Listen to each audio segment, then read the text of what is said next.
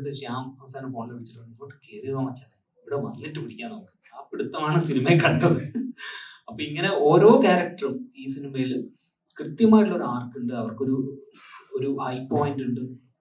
അവരെ കൃത്യമായിട്ട് അങ്ങോട്ടും ഇങ്ങോട്ടും ഈ ക്ലബ് മെമ്പേഴ്സ് തന്നെ പരസ്പരം അങ്ങോട്ടും ഇങ്ങോട്ടും ഓരോരുത്തർ നോക്കിയിട്ടാണ് തുടങ്ങുന്നത് തന്നെ ഓരോ ക്യാരക്ടേഴ്സിന്. അത് കഴിഞ്ഞിട്ട് ഓരോ മെമ്പറിനെയും നിങ്ങൾക്ക് കൃത്യമായിട്ട് റെക്കഗ്നൈസ് ചെയ്യാവുന്ന രീതിയിൽ അത് എഴുതപ്പെട്ടിട്ടുണ്ട്.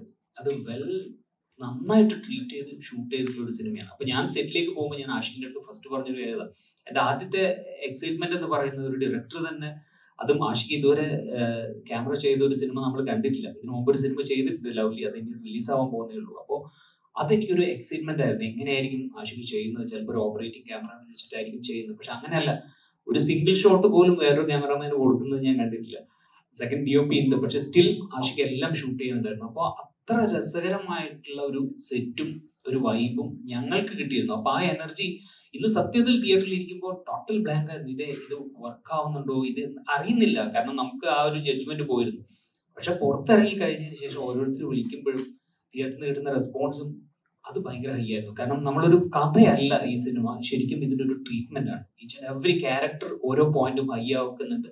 ആ ഹൈ ആക്കുന്നത് പ്രേക്ഷകന് കിട്ടിയാൽ മാത്രം വർക്കാവുന്ന ഒരു സിനിമയാണ്. അത് വർക്കായിരുന്നെന്ന് അറിയുന്നതിൽ വളരെ സന്തോഷം. Thank you.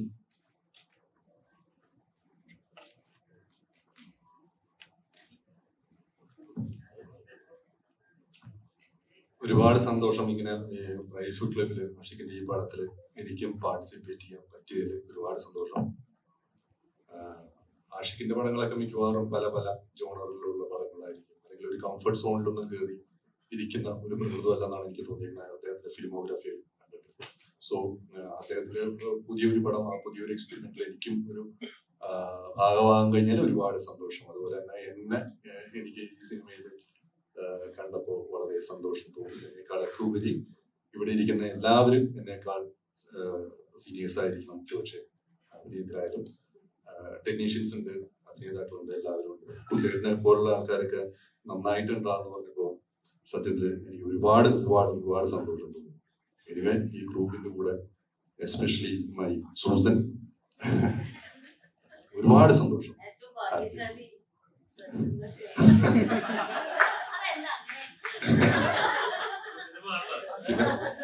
പലരും ഇപ്പൊ പലരും വിളിക്കുമ്പോഴൊക്കെ ഇതിന്റെ ഹ്യൂമർ നന്നായിട്ട് വർക്കായിട്ട് ചിരിച്ചു. കേട്ടില്ല ചോദിച്ചു.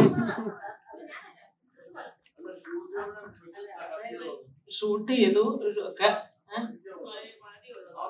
പകുതിയുള്ള കൂടുതൽ ഭാഗ്യശാലി. ഞങ്ങളുടെ ഗുരുനാഥൻ എന്ന് പറയുന്നത് സത്യത്തിൽ അന്ന് ഞങ്ങളുടെ മെയിൻ ഗുരുനാഥയായിട്ടുള്ള ദർശന അവിടെ ഉണ്ടായിരുന്നില്ല. പക്ഷെ വിഷ്ണു അഗസ്ത്യ അത് ഏറ്റെടുത്തു, അതിനു വേണ്ടിയിട്ടുള്ള നേതൃത്വം ഒക്കെ നൽകിയെങ്കിലും അല്ലേ, അവർ പണം കണ്ടിട്ടുണ്ടായിരിക്കും അല്ലേ? എന്തായിരുന്നു അത്? അത് ഇല്ലത്തുനിന്ന് ഇറങ്ങുകയും ചെയ്തു, അമ്മാത്തട്ട് എത്തിയതും ഇല്ല എന്നുള്ളൊരു അവസ്ഥ. അപ്പൊ അതില് സജീവൻ ചേട്ടന് വളരെയധികം വിഷമമുണ്ട്.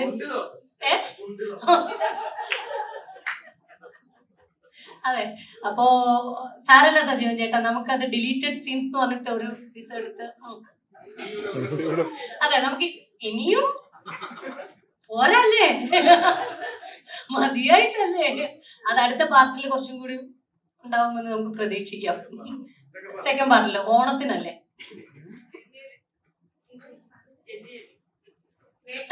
വേട്ടമൃഗം രാപ്പാടി പ്രൊഡക്ഷൻസിന്റെ വേട്ടമൃഗത്തിൽ നമുക്കത് കാണാവുന്നതാണ്.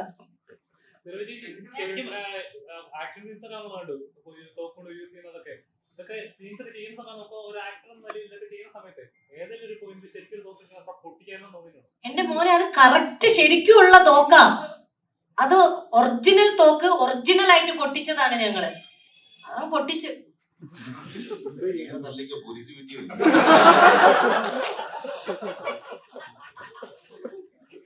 ഒരു മയത്തിലൊക്കെ തള്ളാവൂന്ന് എന്നോട് കുട്ടേട്ടൻ പറഞ്ഞിരുന്നു.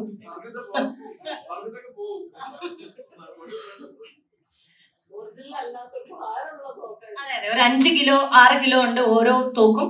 അതിൽ ചെറിയ തോക്ക് ഉപയോഗിച്ചത് ദർശനയാണെന്ന് മാത്രം അല്ലേ? ആ. സുരഭിയുടെ ഇങ്ങനെ സ്ത്രീ ക്യാരക്ടേഴ്സ് ഒരു മലയാള സിനിമയിൽ അങ്ങനെ തോക്കെടുത്തിട്ട് ചന്നമന്നം പിടിക്കുന്നതാണ് എന്ത് രസമെന്ന് അറിയോ? ഞാൻ ചന്നം പിന്നെ വെച്ചിട്ടില്ല. ഞാൻ 3 പേരെ വെച്ച് 3 പേരെ ഞാൻ കൊന്നു. ഉറപ്പാണ്. ഉറപ്പാണ്. ഞാൻ എന്റെ ഉണ്ടകൾ ഒന്നും പാഴായിട്ടില്ല. അപ്പൊ എനിക്ക് വളരെയധികം സന്തോഷമുണ്ട്. കാരണം ശ്രീ ശങ്കരാചാര്യ യൂണിവേഴ്സിറ്റിയിൽ പഠിക്കാൻ പോയതുപോലെയുള്ള ഒരു വൈബായിരുന്നു. ഇവരെല്ലാവരും കണ്ടില്ല. എത്ര സീനിയേഴ്സ് ആണ്, പൊന്നമ്മ ചേച്ചി ആണെങ്കിലും കുട്ടേട്ടനാണെങ്കിലും ഓരോ ദിവസവും വൈകുന്നേരം ഈ കൺവിൻസിങ് സ്റ്റാർ വന്നിട്ട് ഞങ്ങളെ കൺവിൻസ് ചെയ്യും. പിന്നെ ദർശനയും അതുപോലെ തന്നെ വിഷ്ണു അഗസ്ത്യയും അദ്ദേഹം കൺവിൻസ് ചെയ്തിട്ടുണ്ടായിരുന്നു. അവസാന ദിവസം നിങ്ങൾ ഏത് പാതിരാത്രിയിലാണെങ്കിലും എന്ത് പ്രശ്നം ഉണ്ടെങ്കിലും അത് രാഷ്ട്രീയമായിക്കോട്ടെ, സിനിമയായിക്കോട്ടെ, പോലീസ് കേസ് ആയിക്കോട്ടെ, ഏത് പാതിരാത്രിയിലും എന്നെ വിളിക്കണം. ദർശന പാവം അത് കേട്ട് വിശ്വസിച്ചു. വിളിക്കും ചേട്ടാ, എന്റെ പട്ടിയെടുക്കും പോണത്. അത്രയും ഞങ്ങളെ കൺവിൻസ് ചെയ്തുകൊണ്ടിരിക്കുകയായിരുന്നു ഓരോ ദിവസങ്ങളിലും.